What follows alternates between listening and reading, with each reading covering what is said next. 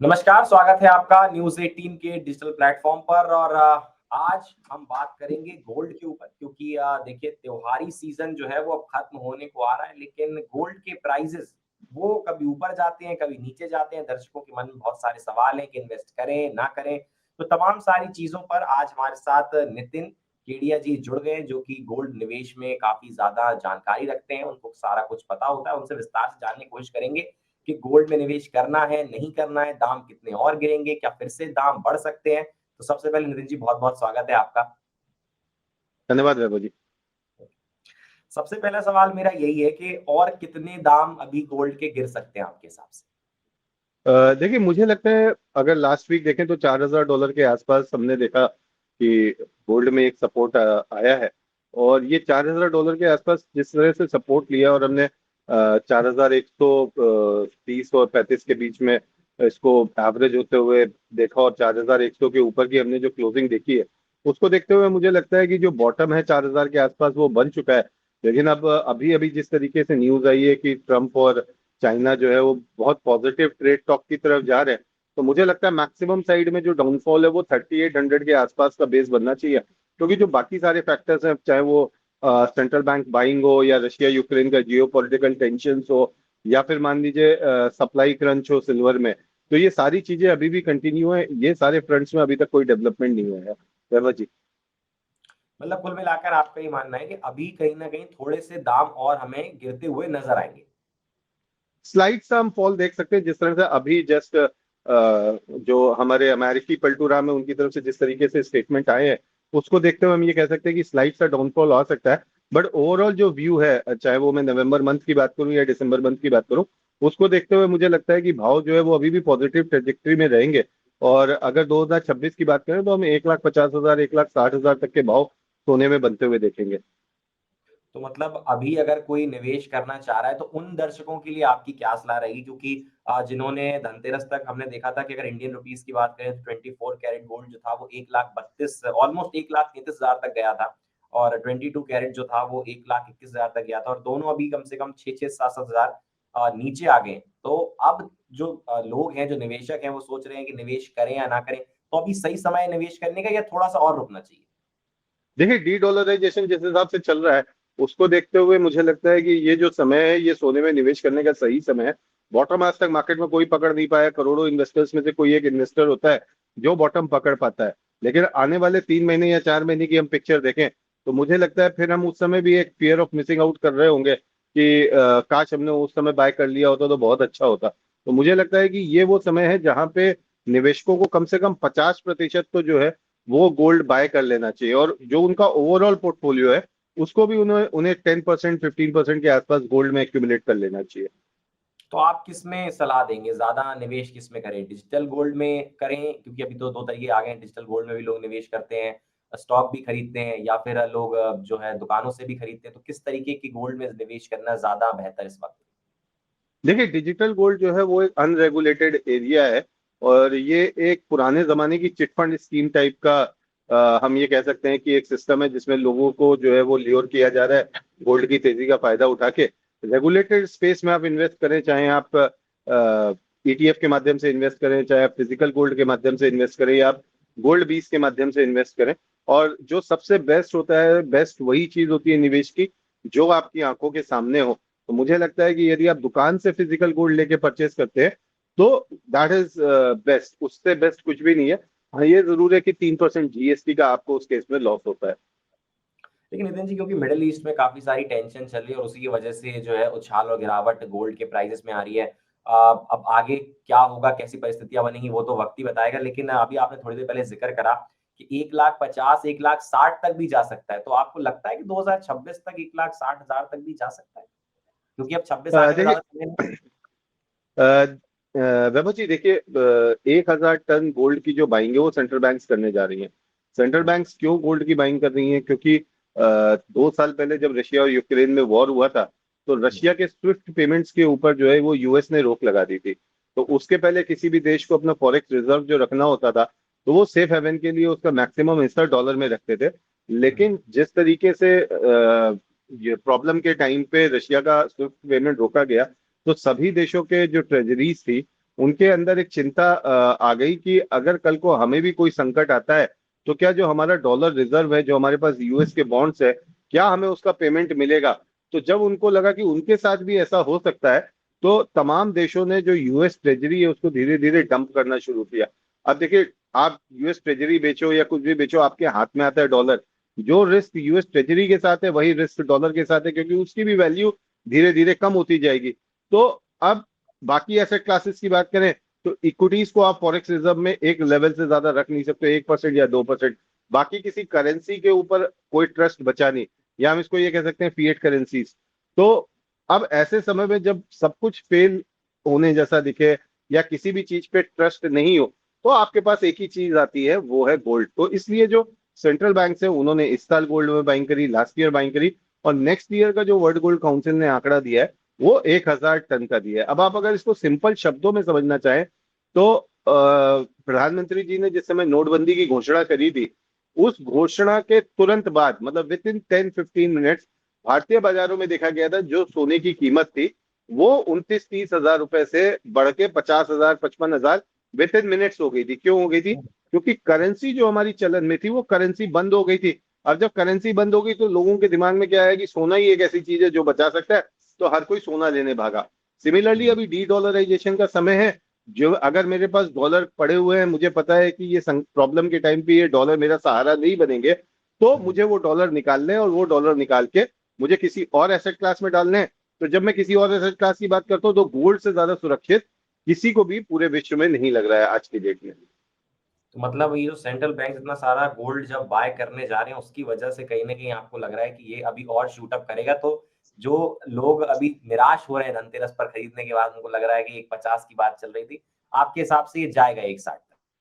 बिल्कुल बिल्कुल सर, 1,50 1,60 जाएगा। और देखिए, गोल्ड और सिल्वर जो है वो ऑलमोस्ट एक साथ ही चलते हैं। और आप देखिए, 10 दिन पहले, धनतेरस के 7-8 दिन पहले की शायद बात है, 7-8 दिन पहले जो स्थिति चल रही थी वो ये थी कि लोग पैसा लेके हाथ में घूम रहे थे और चांदी उनको नहीं मिल रही थी, या हम्म। गोल्ड जो है वो उसकी भी सप्लाई क्रंच थी। हम्म। तो नोटबंदी के बाद मुझे लगता है कि ये ऐसा पहली बार मैंने देखा है। तो जब इस तरह की सिचुएशन हो तो आप समझ लीजिए कि जो एसेट क्लासेस हैं या पर्टिकुलर जो कमोडिटीज है उनके प्राइस शूटअप होने के अलावा कोई और दूसरा रास्ता बचता नहीं है।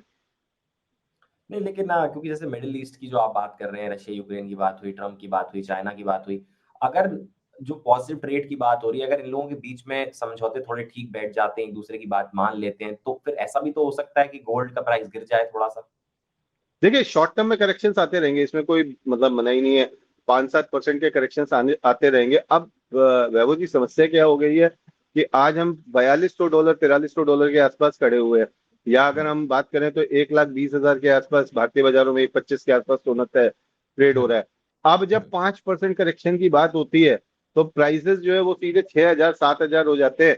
अब वो पांच हम्म। परसेंट करेक्शन पहले भी एक दिन में आते थे, अभी भी हमने एक दिन में आते देखे। देखिए, अब 6,000 7,000 का मतलब सीधे सीधे ये हो जाता है कि मेरे पास 10 किलो गोल्ड पड़ा है, तो मुझे लगता है 70 लाख रुपए सीधे सीधे चले गए।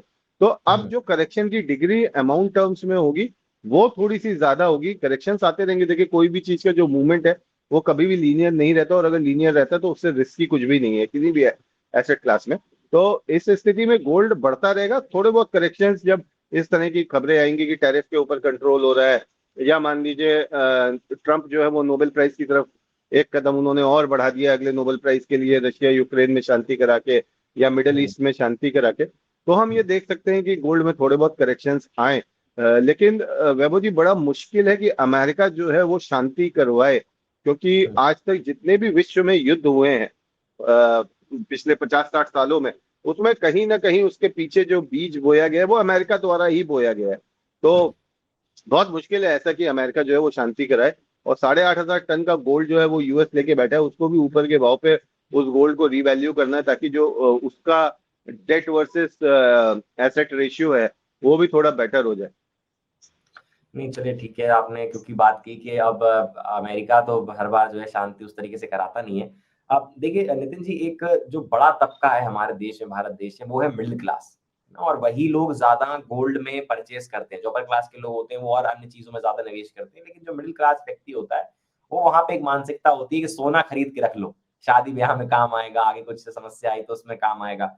तो मिडिल क्लास के लिए आज के दिन, अगर जैसे मैं आज एक आम आदमी के तौर पर अगर आज आपसे एक सवाल पूछूं कि मैं आज नितिन जी निवेश करना चाहता हूं, तो कितना निवेश मेरे लिए सही रहेगा, और क्या मुझे आज ही कर लेना चाहिए या फिर और 10-5 दिन इंतजार करना चाहिए? वैभव जी देखिए, मैं एक राष्ट्रीय ज्वेलरी एसोसिएशन का राष्ट्रीय महासचिव हूँ, तो मुझे ये बात कहनी नहीं चाहिए, लेकिन over the period of time आप जब 20-25 साल की बात करते हैं, तो गोल्ड जो है वो वेल्थ क्रिएशन टूल नहीं है। गोल्ड कभी भी आपको वेल्थ जो है वो क्रिएट करके नहीं देगा। उसका टूल, आपके पास जो बेस्ट टूल होता है वो इक्विटीज होती हैं, अगर आप अच्छे स्टॉक्स में इन्वेस्ट करते हैं तो। गोल्ड क्या करता है, इट्स एन इंश्योरेंस प्रोडक्ट, कि जब कुछ नहीं चलता है तब गोल्ड चलता है आपका। प्लस आपको रात में, पूरे विश्व में आपको 24 घंटे में कहीं भी पैसे की जरूरत पड़ जाए, तो आप गोल्ड को वहां की लोकल करेंसी के साथ आप चेंज कर सकते हो। और गोल्ड का एक पैमाना रहा है, जब नहीं चलता है तो 10-10 साल नहीं चलता। अब आज भी अगर आप देखेंगे तो पिछले 20-25 साल का जो रिटर्न गोल्ड का निकल के आता है वो 11% के आसपास आता है। यानी 10 साल नहीं चला, 10 साल के बाद हमने देखा कि इन लीनियर रिटर्न्स आ गए, तो 15 साल का एक एवरेज बन के आ गया। तो कभी भी आप जो मिडिल क्लास है उसको 20% से ज्यादा गोल्ड अपने पोर्टफोलियो में कभी भी नहीं रखना चाहिए। आपको 15 से 20% ही गोल्ड रखना चाहिए। तो 15 से 20% देखिए नितिन जी के हिसाब से, जो भी दर्शक हमें देख रहे हैं, उनकी सलाह यही, उनकी जानकारी के हिसाब से यही कि 15 से 20% तक आप निवेश करें, अपने पोर्टफोलियो में रखें। नितिन जी, सवाल एक ये भी खड़ा होता है कि अगर इन्वेस्ट कर रहे हैं तो फिर लॉन्ग टर्म के बारे में सोचें, मतलब ज्यादा ये ना सोचें कि 1 महीने में ही रिटर्न आ जाए, 2 महीने में रिटर्न आ जाए, क्योंकि मिडिल क्लास आदमी का पैसा जो होता है बहुत लिमिटेड होता है। सारा सैलरी और जो उसका सब है ना, वो लिमिटेड होता है कि बच्चों की फीस, इसका वो खर्चा, माँ बाप का खर्चा, घर का खर्चा, सब लिमिटेड पैसा होता है। तो अगर आप निवेश कर रहे हैं तो मेरे ख्याल से आपकी सलाह भी यही होगी कि लॉन्ग टर्म में निवेश करें। बिल्कुल, कोई भी निवेश जो होता है वो देखिए लॉन्ग टर्म में होता है। अगर आज हम आम का पेड़ लगाते हैं तो वो तुरंत कभी भी फल नहीं देता, वो कोई 7 साल बाद देता है, कोई 10 साल बाद देता है। तो जो रिटर्न्स आते हैं वो लंबे समय में ही आते हैं। और वैभव जी, मैं आपको एक किस्सा बताता हूँ 2008 का। 2008 में जो गोल्ड था ये 8-8.5 हजार रुपए पर 10 ग्राम के हिसाब से चलता था।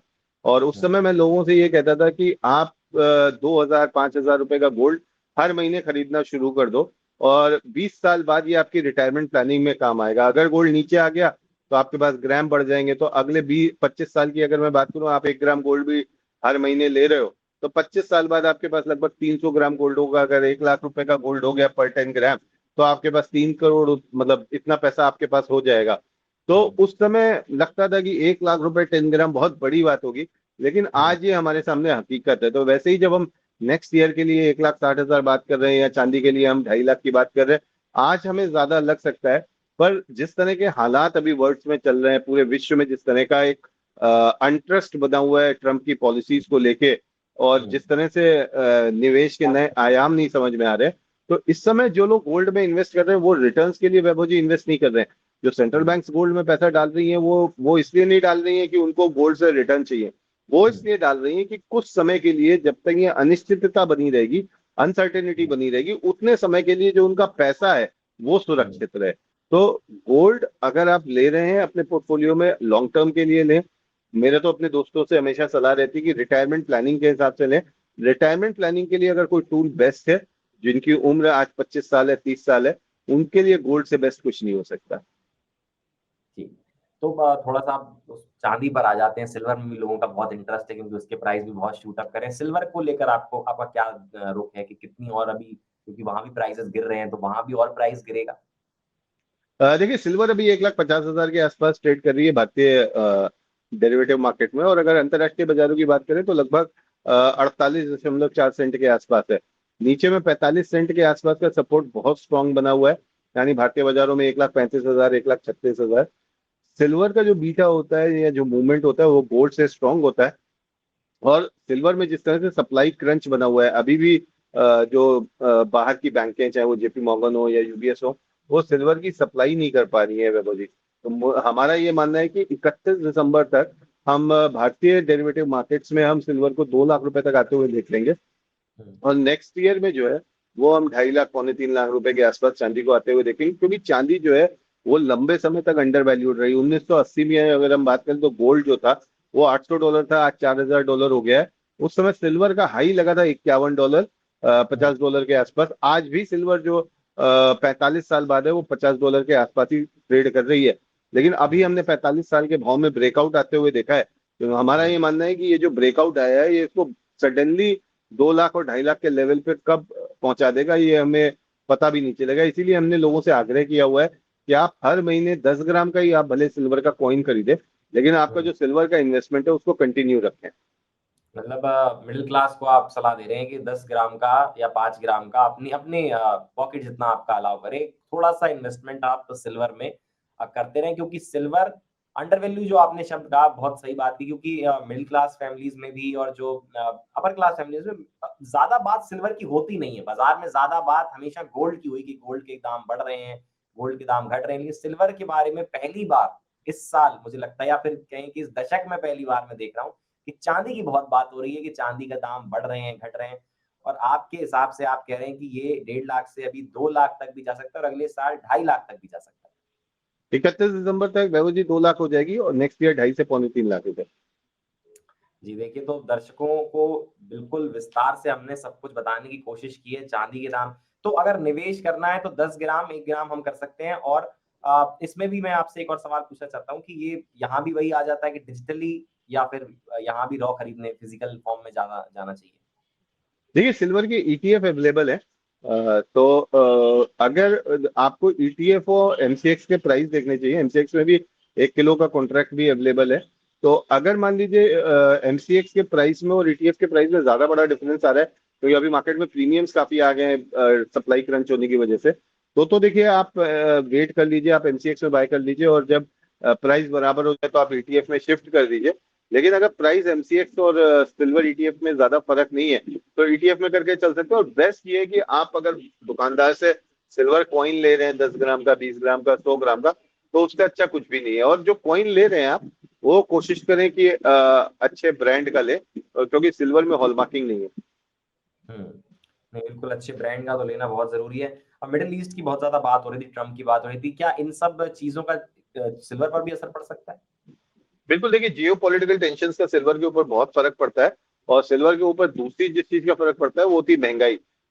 सिल्वर के भाव को महंगाई का टूल माना जाता है कि जैसे जैसे महंगाई बढ़ेगी वैसे वैसे जो सिल्वर के दाम है वो हमें बढ़ते हुए देखने को मिलेंगे। तो और चूंकि ये गोल्ड के साथ चलती है और गोल्ड जितनी लिक्विड नहीं है, तो जब भी डिमांड आती है तो सिल्वर को हम देखते हैं कि वो गोल्ड से ज्यादा भाग जाती है। इस समय जो गोल्ड सिल्वर का रेशियो है ये 84 के आसपास चल रहा है। हमारा मानना है कि प्रोबेबली दिसंबर एंड तक हम इसको 76 तक एक बार आते हुए देखेंगे।